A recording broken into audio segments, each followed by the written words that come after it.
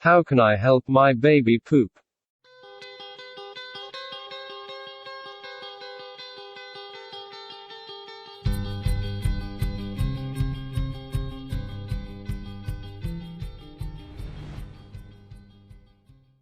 Parents get very concerned when their baby isn't having poopy diapers after every feeding or at least once a day.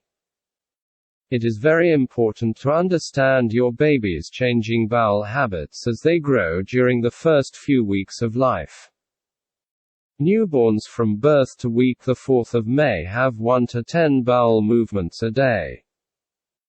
These poops are generally greenish-brown to yellow seedy in color and soft or loose in consistency.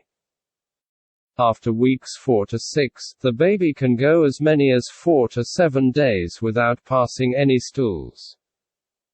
As long as the baby is having at least 4 to 7 wet urine diapers, not pooping can be normal.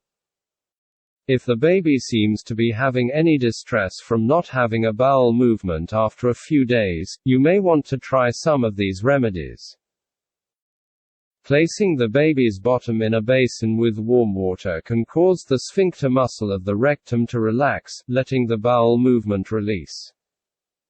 Some pediatricians will suggest you try using rectal stimulation with a rectal thermometer. You will need to place coconut oil or lubricating jelly on the tip of the thermometer and insert the tip into the baby's rectum about 1/4 inch deep. Gently move the thermometer side to stimulate.